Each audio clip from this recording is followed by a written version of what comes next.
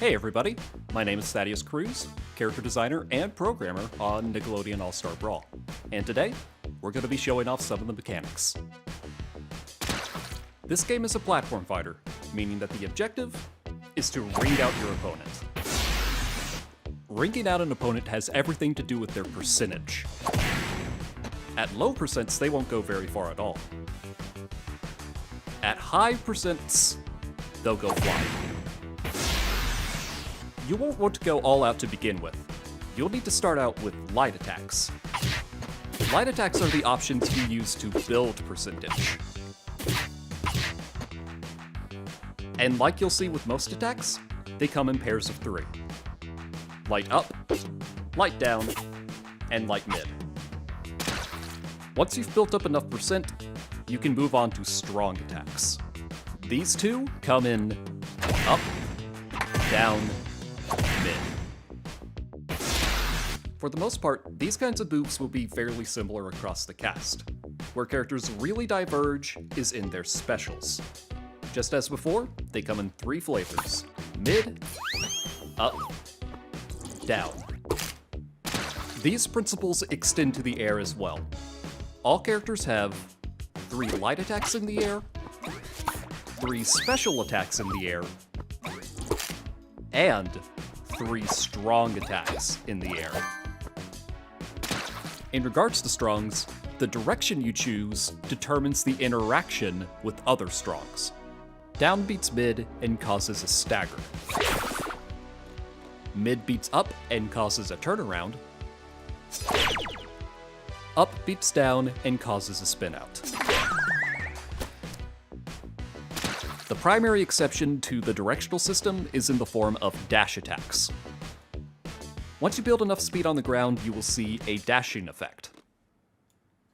This indicates that you can perform a dash light or a dash strong.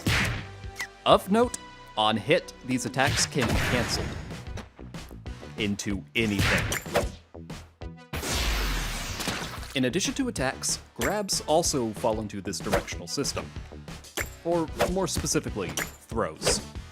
While holding something, you're able to move around freely, and if you're on the ground, get a jump out. What's more, you can actually grab in the air, even after a double jump. And just like the ground, you could throw in the air. Guarding in this game is indefinite. There is no penalty for holding it down. Instead, the penalties come in the form of being pushed back. If you reach a ledge, you enter teeter. If you're hit again in the space, you can be punished. A guard can become more effective by either timing it to the hit, or by holding in the direction of the attack. Doing both initiates a perfect guard, where you can react immediately. But you won't need to guard all the time, especially if somebody's coming at you with projectiles. Instead, just hit them right back.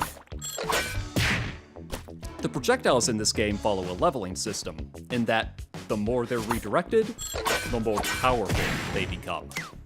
And that's not all. Those grabs from before, you didn't think they were just for players. In regards to movement, at all times characters have the freedom to turn. Both on the ground and in the air. This turning system can be locked by holding strafe. Using the left trigger on most controllers, you will put your character into a state where they are incapable of turning at all, both on the ground and in the air. The benefits of not strafing include being able to do all of your aerials in multiple directions. On the flip side, a benefit of strafing is that you're able to do full retreating attacks without compromising movement whatsoever. On the topic of movement, there is also air dashes. Air dashes grant no invincibility, but are fully actionable after the fact. You only get one per air time. However, the downwards air dashes are a lot more unique. They are significantly faster and are actionable into any attack. By utilizing downwards air dashes, you can wave land.